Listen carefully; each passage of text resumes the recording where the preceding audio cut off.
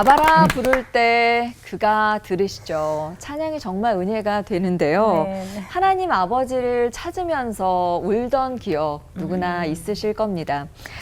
지울 수 없는 상처로 인해서 생긴 트라우마 때문에 고통받는 사람들이 정말 많은데요. 이 트라우마 치유에 성경이 강력한 치유의 효과를 가진다는 연구 결과가 나왔대요. 오늘 올포원의 주제입니다. 외로움, 그것도 이제 트라우마의 일종인 것 같아요. 그리고 분노, 관계 어려움, 또 알코올 중독. 근데 이렇게 성경을 일주일에 4번 이상 읽게 되면은 이런 트라우마가 감소가 됐다는 미국의 이제 기독교 여론조사 결과가 발표가 됐다고 하네요. 네. 저도 성경 말씀에 이 치유 능력을 경험을 많이 하게 되는 거 어디서 그렇게 느끼냐면요.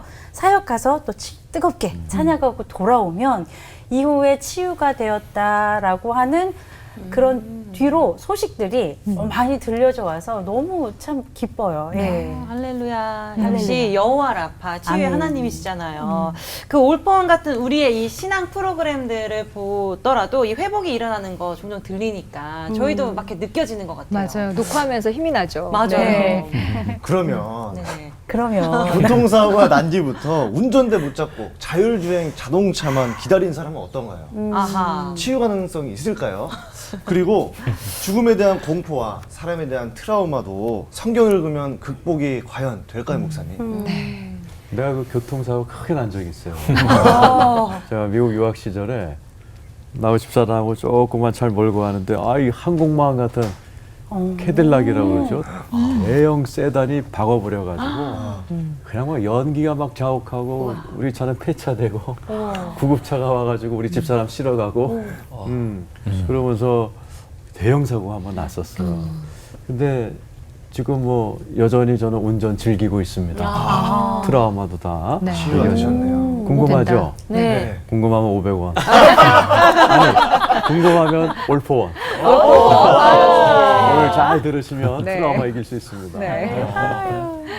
아멘약 얘기하셨던 황승원 박사 얘기가 구약과 신약 2천만 먹으면 맞아요. 네. 말이 맞을 거예요.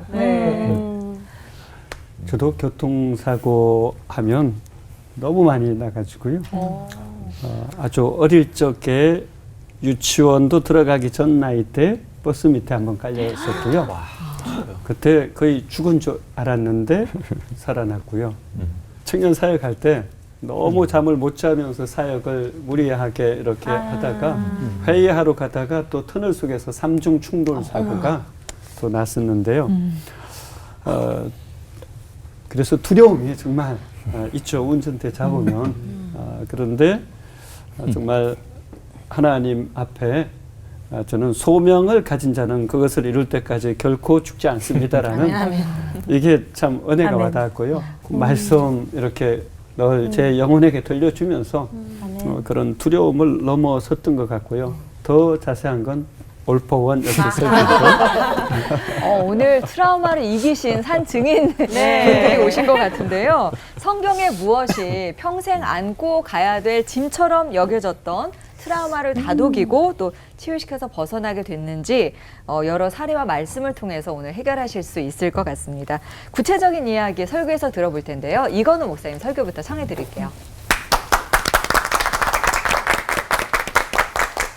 성경에는 트라우마를 치료할 수 있는 한 3가지의 아주 은혜스러운 치유의 방편들이 기록되어 있어서 잠깐 나누고자 합니다. 첫 번째로 성경에는 진리의 말씀이 있죠. 사람이 이렇게 트라우마를 경험합니다. 자연재해든 사람에게 폭행을 당하든 그런 악한 경험을 할 때는 머릿속에 생각부터 옵니다. 그 생각이 이제 뇌를 망가뜨리기 시작하고 그 연장선상에서 몸이 망가지고 또 가정과 사회적으로 일파만파 퍼져나간다는 것이죠. 그래서 이 생각을 치료하는 것이 가장 중요하다. 우리 예수님께서도 너희가 진리를 알지니 진리가 너희를 자유케 하리라 말씀하셨어요. 이 진리의 말씀으로 내 머릿속에 있는 부정적이고 잘못된 생각을 재해석해 줘야 됩니다. 그러니까 성경에서는 이런 진리를 통해서 트라우마를 극복한 얘기가 많이 나와 있죠. 요셉. 얼마나 많은 트라우마를 겪었어요. 형들에 의해서 버림받아서 구덩이에 떨어졌을 때 얼마나 트라우마가 됐겠어요.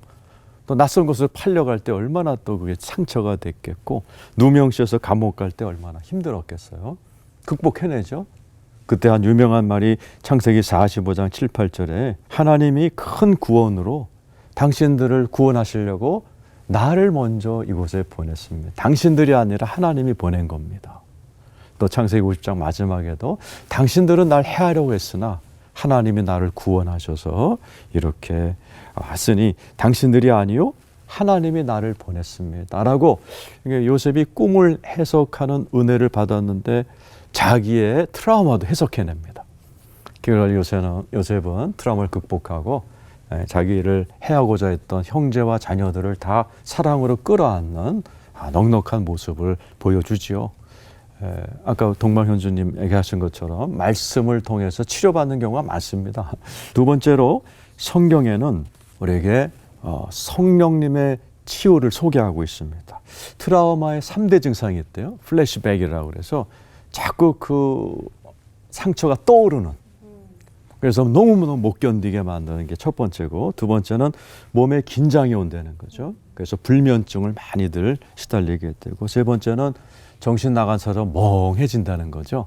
이게 3대 증상이기 때문에 이 생각을 고치는 수준이 아니라 깊은 우리의 내면 깊숙이 치료가 필요한데, 바로 성령님이 우리 속에 계셔서 말할 수 없는 탄식으로, 능력으로 우리를 새롭게 하죠. 그래서 성령님을 재창조의 영이라고 합니다.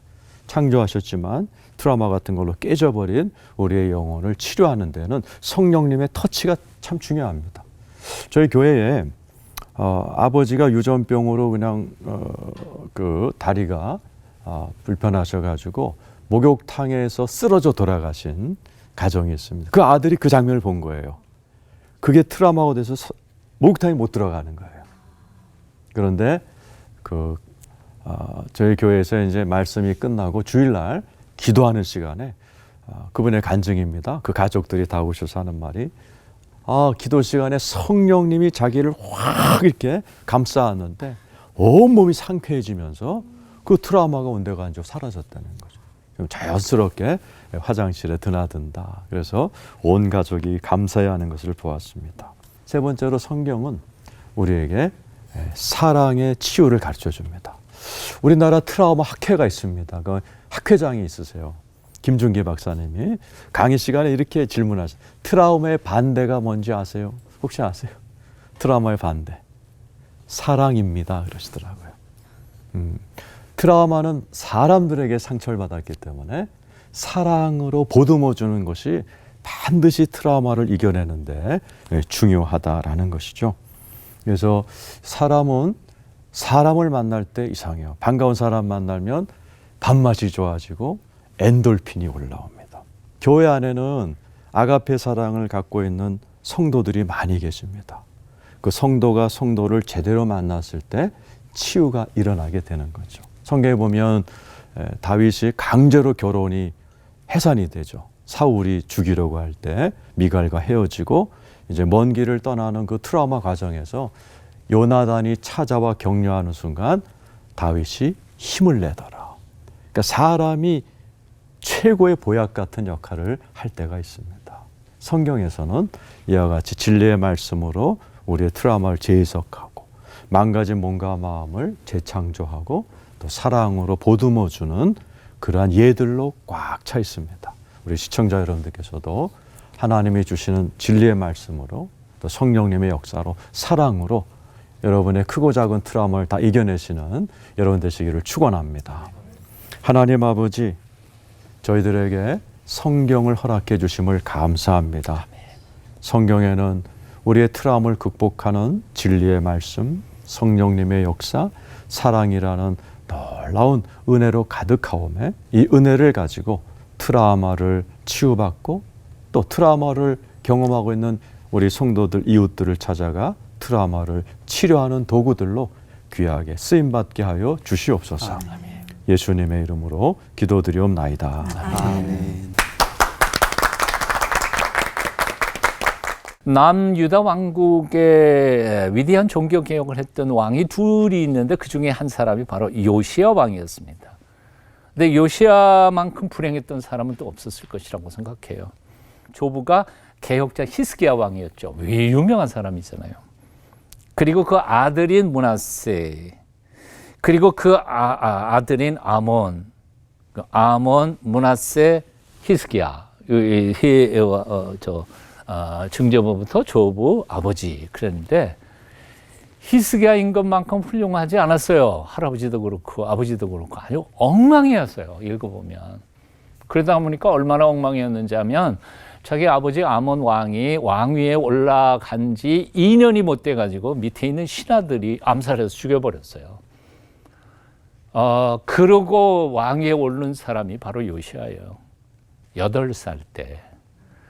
8살 때 부하들이 아버지를 죽이는 것을 보면서 그걸 느끼고 8살짜리가 왕위에 올라앉았는데, 물론 그 아버지를 죽인 범인들이야 뭐 처리했겠지만 그 다 동료들이 신하들이 나이 많은 사람들이 왕 자리 앞에서 서 있는데 얼마나 공포와 두려움에 사로잡혔겠나 그런 생각을 들어요.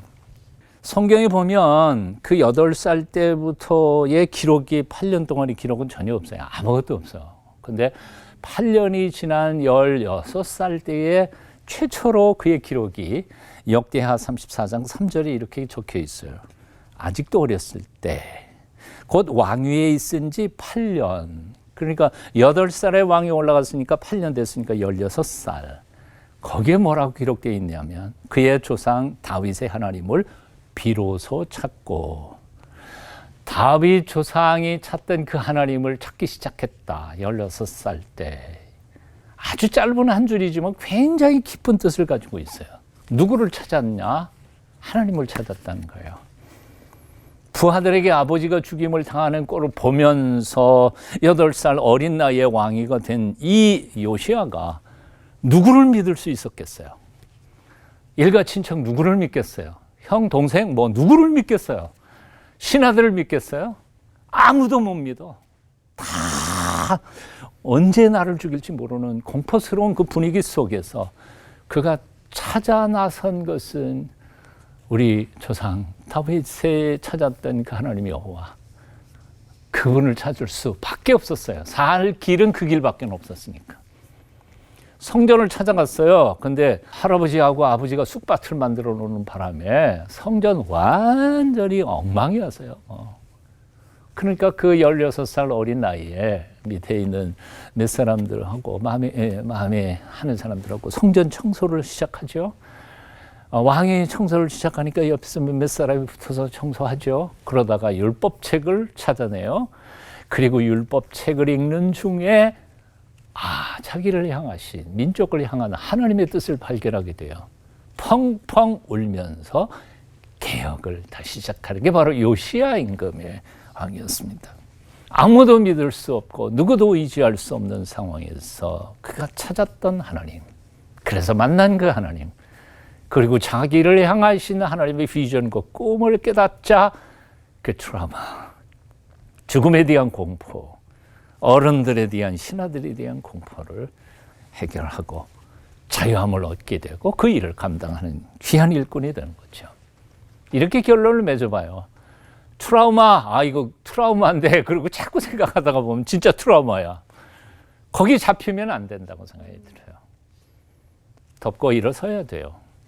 대신에 내 힘으로는 불가능해. 물론 작은 것은 내가 결심하고 싸우면 될지 몰라도 정작 트라우마라고 붙일 수 있는 것은 내 힘으로 되는 건 아니에요. 인생의 주인이신 그 하나님, 그분을 찾고 그분의 언약의 약속의 말씀을 붙잡고 딛고 일어설 때 비로소 우리는 그것을 이겨낼 수 있는 거죠. 사도 바울은 한평생 복음을 전하면서 엄청난 시련과 역경을 많이 만났죠. 엄청나게 두들겨 맞고요. 죽을 뻔한 것도 한두 번이 아니었고요. 성경이 자기 고백을 보면 그러니까 온몸에 상처투석이었을 것이라고 생각이 들어요. 그럼에도 불구하고 그런 상처와 아픔과 마음, 몸의 상처들을 딛고 일어서게 됩니다. 나중에 갈라디아 교회에 보낸 편지에 보면 이런 고백을 씁니다. 이후로는 누구든지 나를 괴롭게 하지 말라. 내가 내 몸에 예수의 흔적을 가지고 있노라. 사도 바울의 그 고백의 상처란 말, 그 흔적이라는 말은 헬라어로는 이 트라우마하고는 다른 말입니다. 스티그마라고 하는 말인데 외적인 껍데기에 상처를 얘기하는 거고요. 트라우마는 정신적인 거니까. 그럼에도 불구하고 이것은 똑같이 상흔이에요. 상처예요. 아픔이에요. 내가 겪었던 아픔, 그게 외적인 거든 내적인 거든지 주님을 위하여 드려진 아름다운 훈장 같은 존재로 하나님 앞에 드려지기만 한다면 기쁨으로 살아갈 수 있는 귀한 하나님께 드리는 선물일 수 있지 않을까 생각해 봅니다. 아프세요? 힘드세요? 주님 때문에 받는 영광스러운 훈장임을 기억하면서 용기 백배에서 이겨내시기를 축원합니다. 기도하겠습니다. 상처를 훈장으로 바꾸어 주시는 하나님 아버지를 찬송합니다. 요시야 왕처럼 인간의 공포 앞에서 도망하지 않게 하여 주시고 매 순간 하나님께 나아가는 저희가 되게 도와주시옵소서. 예수님 이름으로 기도합니다. 아멘. 아멘.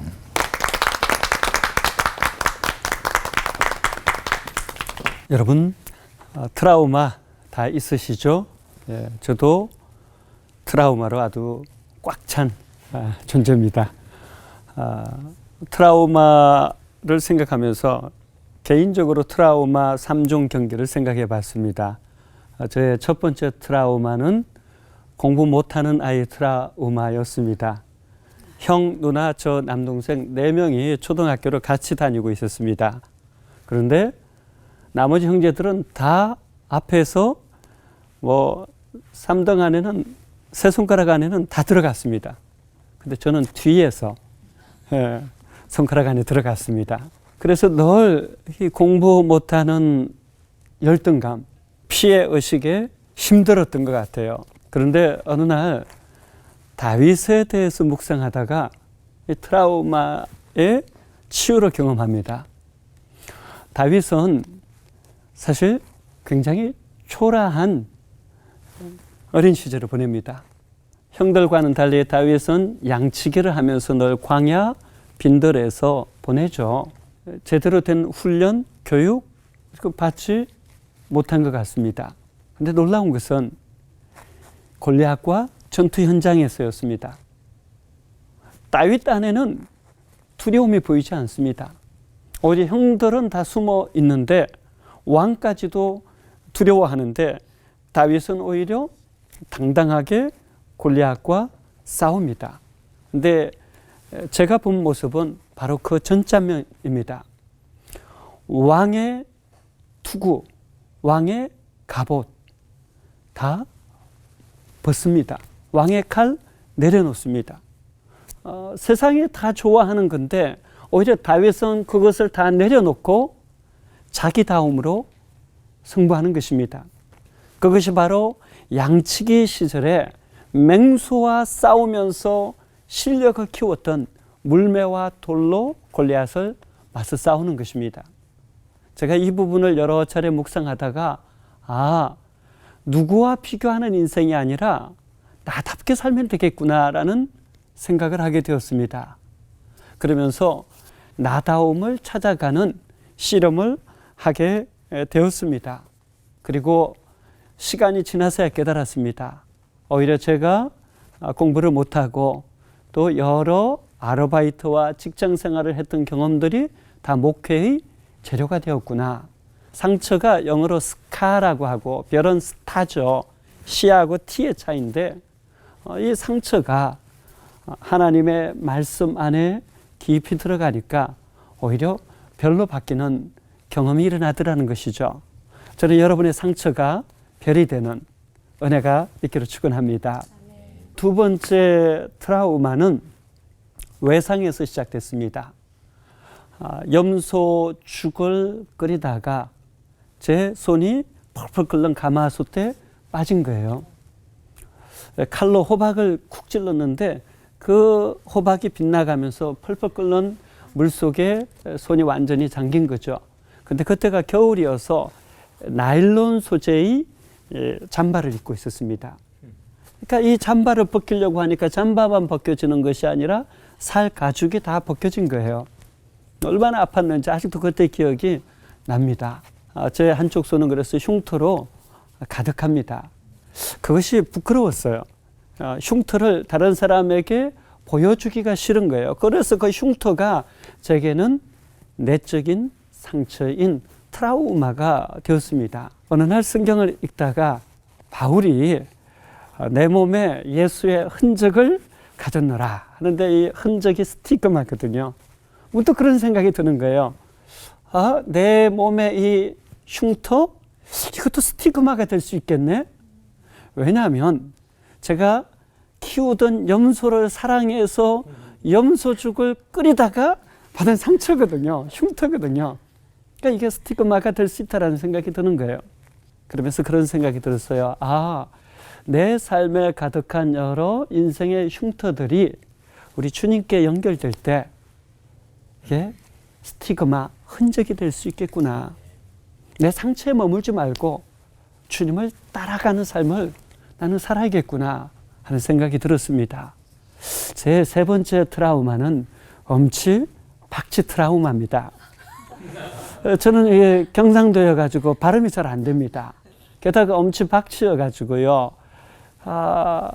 설교하다가 이렇게 찬양만 하면 이게 삑사리가 자주 나고 해가지고 굉장히 힘들고 그러면서 이제 계속 하나님과 저와 이렇게 1대1로 대화를 하는데 하나님 어떻게 하면 좋겠습니까? 라고 하는데 너에게 주신 은사에 집중하고 다른 은사를 가진 분들에게 부탁해라 이런 마음을 주시는 거예요.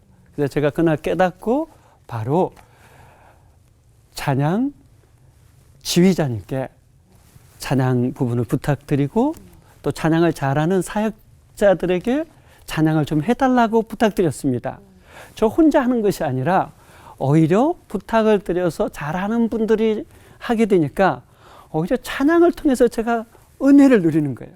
이게 트라우마가 아니라 오히려 은혜로 바뀌게 되더라는 것이죠.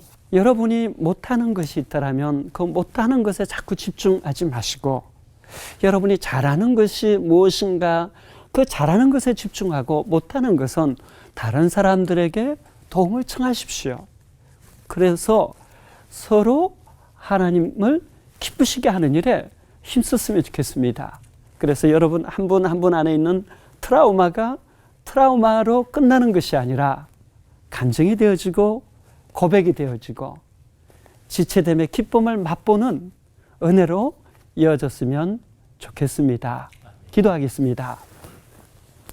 하나님 아버지, 하나님의 말씀 안에서 예수 그리스도 안에서 자유함을 얻게 하여 주시고 트라우마가 변하여 간증과 고백이 있는 인생 되어지게 하여 주옵소서. 예수님의 이름으로 기도하옵나이다. 아멘.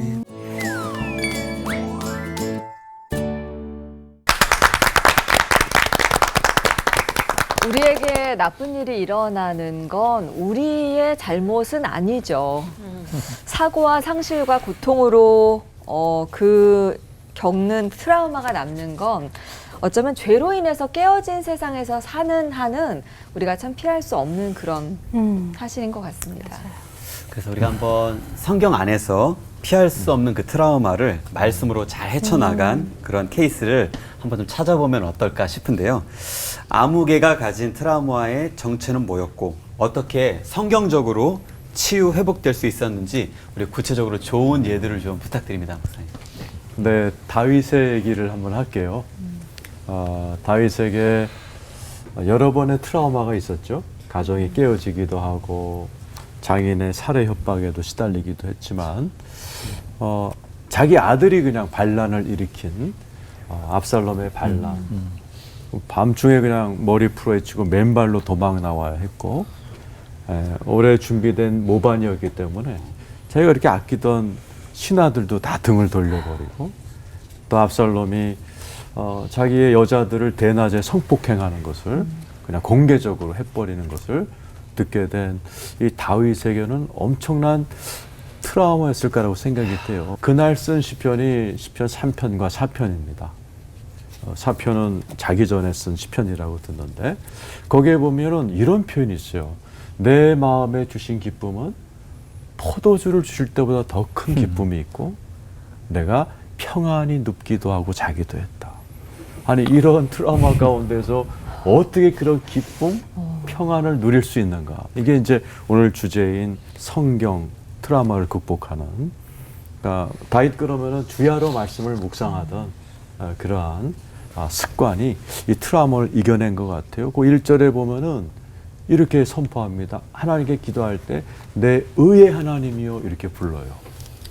아니 지금 이 단초는 다윗이 시작했거든요. 다윗이 밧세바를 건드렸고 그 여파로 그 아들 암논이 다말을 갖다가 이렇게 겁탈하고 그것 때문에 압살롬이 암논을 죽이면서 집안이 깨져나가는 자기가 죄를 졌다는 죄책감으로 충만해야 될 다윗이 하나님 앞에 내 의의 하나님이요. 오늘날로 하여금 복음을 알고 있었던 거죠. 나를 버리지 않고 관계를 끊지 않으시는 하나님을 부르면서 다윗은 문제에 집중하지 않습니다. 그 시편에 압살롬에게 한마디도 안 나옵니다. 하나님을 의지하고 하나님을 경배하면서 이 트라우마를 이겨내는 걸 보면서 늘 말씀의 묵상을 훈련했던 성경으로 자기 자신을 지켰던 다윗이 이 엄청난 보통 남자로서는 겪을 수 없는 그런 아들의 배반 사건에도 이 트라우마를 말씀으로 이겨낸 아주 좋은 예가 아닌가 생각됩니다. 베드로가 예수님을 3번 부인한 날 닭이 울었다 그랬잖아요. 그래서 그 전설에 의하면 베드로 평생에 닭이 울 때마다 자기 배신했던 그 트라우마, 그 아픔이 아마 평생을 갔던 것이라고 생각이 드는데 사실 그것을 치료할 수 있었던 가장 큰 비법이나 비결은 역시 예수님의 용서하시는 예수님의 그 마음을 믿었다는 사실이죠. 그러니까 누가복음에 보면 너 오늘 밤에 나 3번 부인할 거야. 그 말씀을 하시면서도 오늘 밤에 사탄이 너희 영혼을 내게 청구하였지만 내가 너를 위하여 기도하였노니 내가 돌이킨 후에 형제들을 굳게 해라. 돌이킨 후에 벌써 예수님께서는 배신할 거 다 알고 계시면서도 그 베드로를 위해서 간절히 기도하셨고 돌아선 후에 형제들 굳게 할 제자를 믿어주셨다는 그 사실이 베드로에게는 엄청난 큰 힘이 아니었을까 그런 생각을 해봐요. 그 용서하시는 예수님이 계셨기에 다 울음소리를 들을 때마다 자신의 실수와 배신을 생각하는 게 아니라 예수님의 그 용서의 약속의 말씀을 생각하면서 그것을 극복하고 이겨냈던 것 아닐까 하는 생각이 듭니다. 그러니까 분명히 트라우마는 뭐 내가 억울하게 당하는 경우도 있지만 거의 대부분은 다윗의 경우처럼 우리 실수와 잘못일 때가 엄청나게 많으니까 그때에도 우리를 끝까지 용서해 주시고 기다려 주시는 하나님만 온전히 믿을 수만 있다면 언제든지 극복할 수 있지 않을까 그런 생각해 봅니다. 네. 저는 사무엘을 한번 생각해 보았는데요. 사무엘은 사랑하는 어머니로부터 어린 나이에 분리되고 차단되고 단절되잖아요.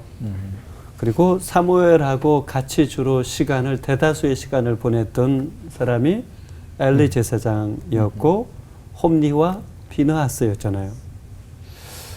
어머니로부터 분리된 것도 굉장히 트라우마고 고통이었을 텐데 엘리 제사장이 영적으로 어두워지고 홈리와 비느하스는 성문제, 재정문제를 아주 그 시대 아주 최악으로 일으킨 인물들이었지 않았습니까? 그런 것들을 보면서 사실 사무엘 안에도 큰 트라우마들이 있었을 거라고 생각돼요. 그런데 어떻게 극복했을까? 저는 그 부분을 깊이 묵상하다가 사무엘이 그 시대 속에서 하나님의 음성을 듣게 되잖아요. 엘리 제사장도 홈리와 비느하스도 다 세상의 욕망, 욕구, 욕심을 따라서 세상의 흐름을 따라서 살아갔는데 사무엘은 하나님의 음성을 듣고 하나님의 임재 가운데 더 깊이 들어갔었기 때문에 그 모든 트라우마를 넘어서서 오히려 새로운 시대를 열어가고 하나님의 역사가 그 시대 가운데 일어날 수 있도록 쓰임받는 오히려 은혜가 임하지 않았나 하는 생각이 들어요. 특별히 사무엘처럼 기도하기를 쉬지 않음으로 인해서 하나님의 구체적이고 실제적이고 개인적인 인도함을 받을 수 있다라면 우리 하나님의 사람들은 트라우마에 갇힌 존재가 아니라 트라우마를 넘어서서 오히려 상처에 머무는 것이 아니라 상처 입은 치유자로 저는 쓰임받을 수 있다라고 생각돼요.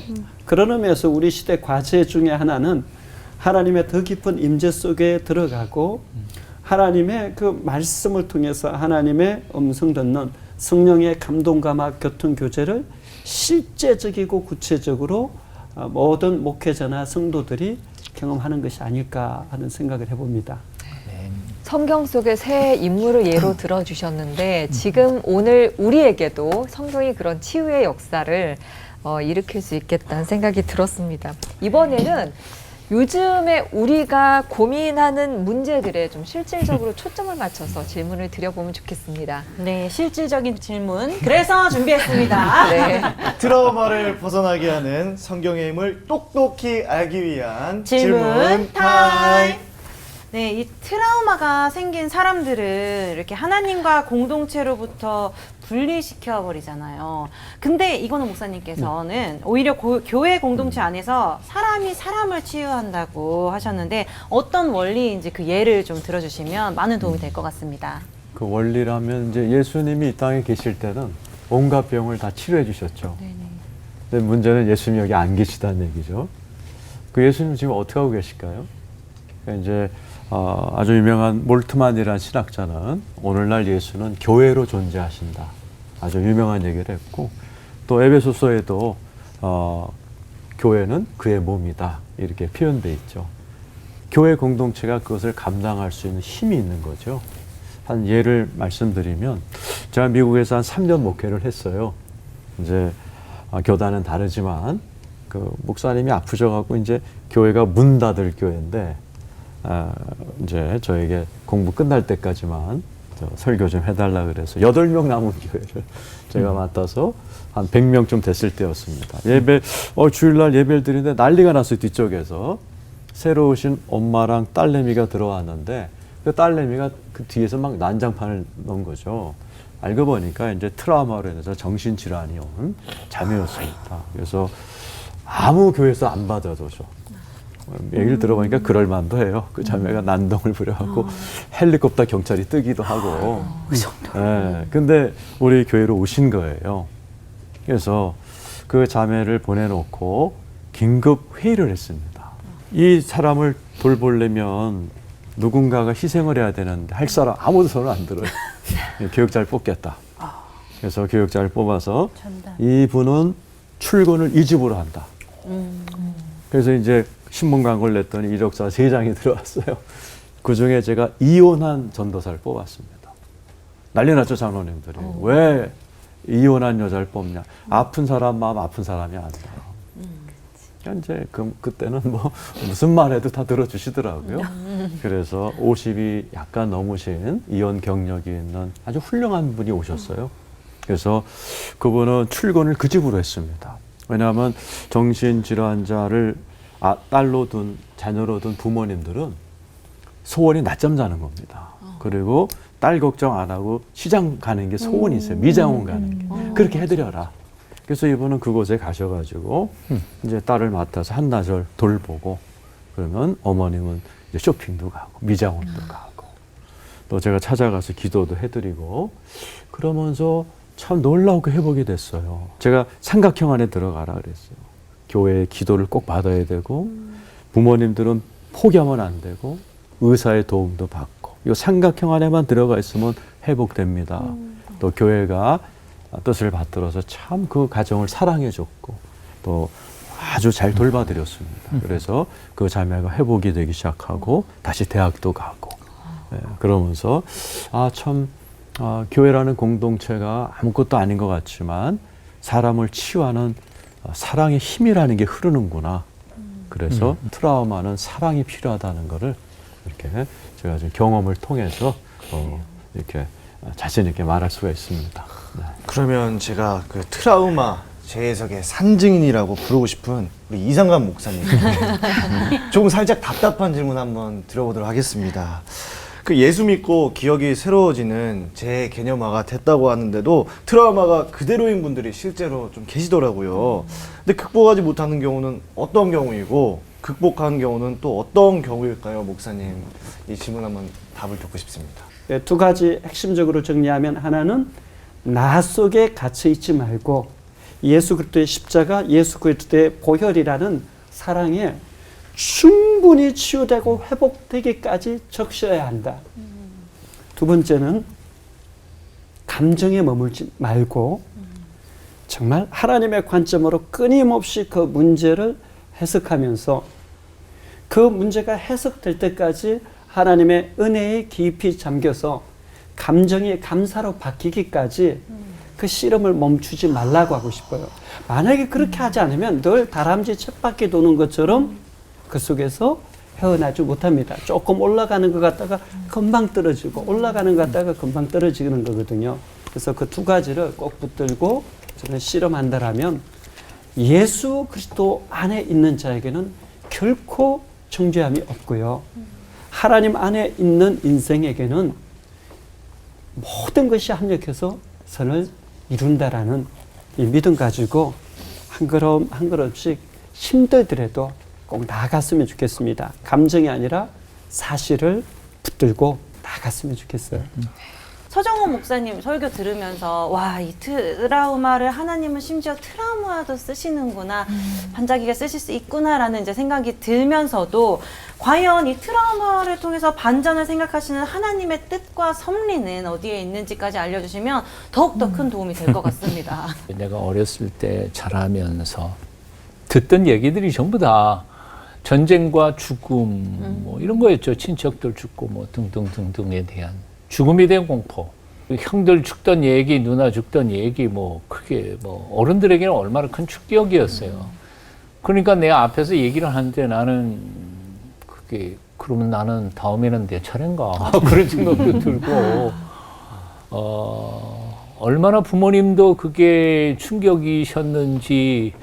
저 넷째 저놈만큼은 안 죽여야 되는데 그래가지고 뭐 그래서 사실은 절에 열심히 다닌 거죠. 그러다가 고등학교 2학년 때 맨 처음 교회에 나가가지고 몇 주 만에 들려온 말씀이 바로 요한복음 14장 1절 2절 너희는 마음에 근심하지 말라 하나님을 믿으니 또 나를 믿으라. 그리고 그 다음에 내 아버지 집에 거할 것이 많도다. 죽음 다음에 천국에 대한 소망의 말씀과 우리 아버지가 뭐 연세가 워낙 많으신 데다가 나는 어리고 그런데 초등학교 벌써 4학년, 5학년 때쯤에 우리 아버지 이제는 농사도 잘 못 질 텐데 나 빨리 커가지고 이 집안 먹이 살려야 되는데 그런 걱정을 했었으니까 먹고 사는 근심, 걱정이 제 마음속에 어린 마음이 얼마나 많이 있었겠어요. 그러니까 두 가지 나는 그 두 가지 질문에 대한 대답을 성경에서 그냥 바로 들은 거죠. 너 근심하지 마라, 걱정하지 마라. 하나님을 믿으니 또 나 믿어. 무슨 뜻인지도 잘 몰랐지만 하여튼 그게 너무 좋았던 거예요. 게다가 죽음 다음에 어디로 가나 하는 죽음에 대한 공포 이런 것이 내 아버지 집에 살 거 많어. 내가 가서 마련하면 다시 와서 너희 데려갈게. 그리고 죽음에 대한 공포가 그 말씀 앞에서 금방 사라져버린 거. 아, 죽은 다음에 갈 데가 있는 거구나. 그래서 사실은 교회 나간 지 얼마 안 돼서 그 말씀으로 저는 소망의 빛을 본 거죠. 그러니까 우리가 생각하기에는 그게 트라우마라 생각하기도 하고 고민이라 그렇기도 하고 지난날 내가 받은 상처라 그럴 수도 있지만 뒤집어 놓으면 하나님이 날 불러주시는 부르심일 수도 있는 거니까 생각 한번 바꿔보면 좋을 것 같아요. 그래서 그 하나님만 만나면 뭐 트라우마가 뭐 훈장이 될 수 있는 거니까 그렇게 생각해요. 그런데 이 트라우마라는 게 어느 날 이렇게 다 해결된 것 같은데 불쑥 맞아요. 이게 고개를 다시 튀어나오기도 하고 여전히 내 안에서 다 치유가 되지 않았다는 것 때문에 괴로운 경우도 많은데요. 그럴 때 대처할 수 있는 이 성경적인 가이드라인이 있다면 참 좋겠다는 생각이 들어요. 가이드라인. 네. 예. 저도 필요합니다. 목사님들 안에 이미 회복된 트라우마, 또 아직 계속 노력 중이신 트라우마가 있으실 것 같은데 어떻게 대처하시는지, 또 그리고 극복할 수 없을 것 같았던 트라우마를 성경과 신앙으로 이겨낸 치유 회복 사례가 또 다른 사례가 있다면 또 들려주시면 좋겠습니다. 저는 누군가가 목사님 어느 성경을 가장 좋아하세요 하면 저는 1초도 망설이지 않고 저는 빌립보서를 좋아합니다라고 이야기합니다. 빌립보서가 바울 사도가 죽음을 앞두고 감옥에서 빌립보 성도들을 생각하면서 사실은 보낸 서신인데 주제가 예수 우리의 기쁨이거든요. 근데 저는 이 빌립보서를 굉장한 트라우마라든지 열등감, 비교의식 가운데 1000번은 넘게 대학교 때 읽었습니다. 특별히 저를 가장 많이 붙잡아 준 말씀은 빌립보서 4장 13절 말씀입니다. 내게 능력 주시는 자 안에서 내가 모든 것을 할 수 있느니라. 제가 이 말씀을 깊이 만나기 전에는 내가 모든 것을 할 수 있느니라 여기에 초점을 두었어요. 뭐 긍정적 사고방식, 적극적 사고방식. 그런데 어느 날 정말 크게 다가온 것이 내게 능력 주시는 자 안에서 이 말씀이더라고요. 그때부터 저는 내게 능력 주시는 자 안에서, 그리스도 예수 안에서 이것에 더 깊이 사로잡히면 사로잡힐수록 변화들이 일어나더라고요. 그러니까 그리스도 예수 안에서 머무는 그 깊이와 넓이와 높이와 길이만큼 제 삶이 실제적인 하나님의 은혜와 평강, 여러 좋은 것들이 정말 위로부터 저에게 이렇게 부어지는 경험들을 많이 하게 됐습니다. 그러면서 제 안에 있던 여러 트라우마도 빌립보서를 10도 갈 때 다르고요. 정말 100도 갈 때 다르고 500도 갈 때 다르고 1000도 갈 때 달라지더라고요. 그러면서 어느 순간에 갔을 때 사람과 상황과 조건이 아니라 예수 그리스도 그분이 내 삶의 최고의 우선순위, 중요순위에 딱 놓여지니까 나머지 것들은 따라오고 해결되는 거예요. 그래서 저는 여러분에게 예수 우리의 기쁨이 확실해지는 순간까지 멈추지 말고 빌립보서를 반복적으로 한번 묵상해 보시라고 권하고 싶습니다. 물론 저에게 해당되어질 수도 있겠지만 많은 분에게 해당되어질 수도 있고요.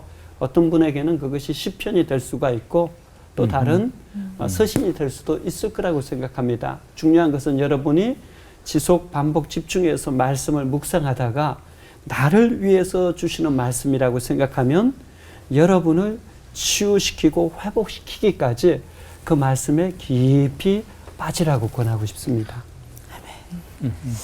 한 5살인가 6살인가 됐을 때에 지금은 제 고향 춘천이 의암 때문에 이렇게 막혀가지고 호수가 돼버렸죠.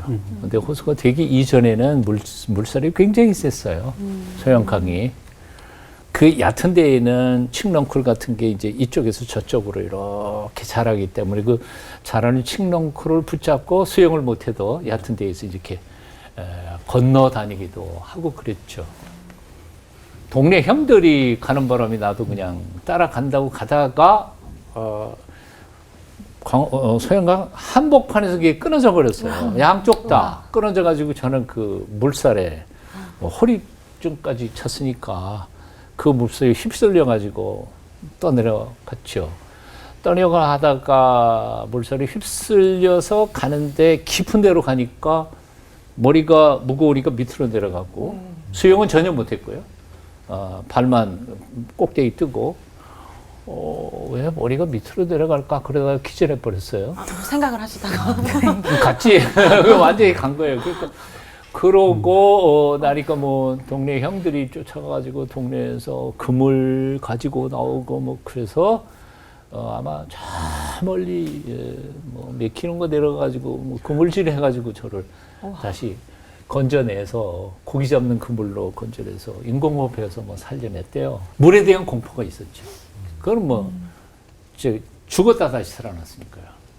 그런데 그것이 언제 그 물에 대한 공포가 사라졌을까? 이제 생각해 보니까 하나님이 내 아버지이시고 이 세상을 그분이 아름답게 지으셨다는 그 믿음이 내 속에 들어올 때 더 이상 이제 물이 무서워지지 않은 거죠. 이제 생각해 보면 이런 거죠.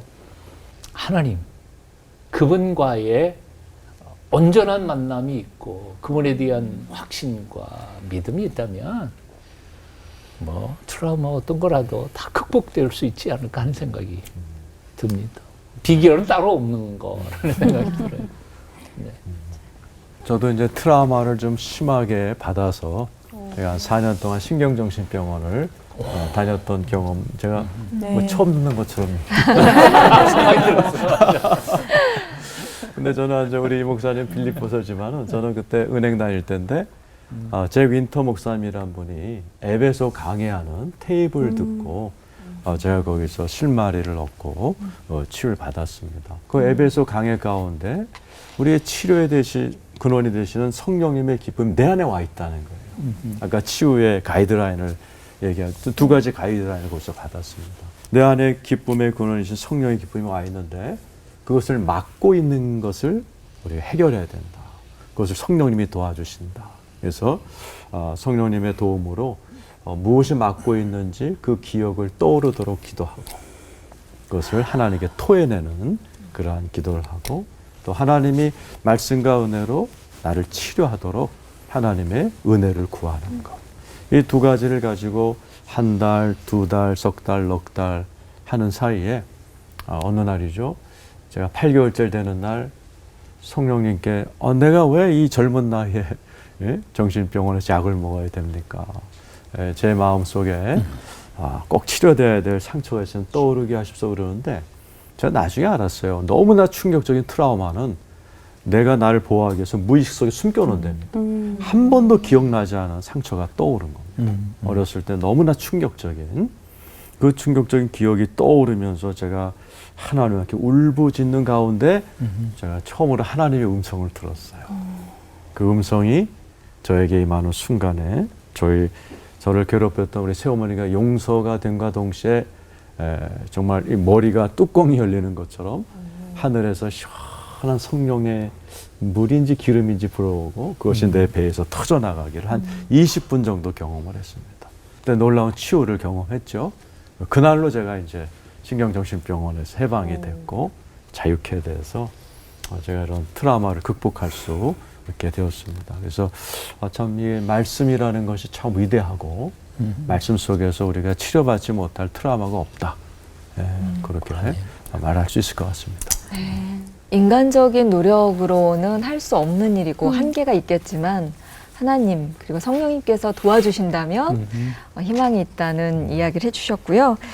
십자가를 통해서 인간의 죄를 사하시고 또 죽음의 권세에서 이기신 주님이 계시니까 우리 그 말씀 붙잡고 이겨냈으면 좋겠습니다. 자, 오늘 끝인사는 성경의 치유 회복 능력을 우리뿐만 아니라 더 많은 분들과 나누기를 기원하면서 외치며 마치죠. 하나님의 약손 성경 말씀으로 트라우마를 이기며 하나 되는 시간 올보 원.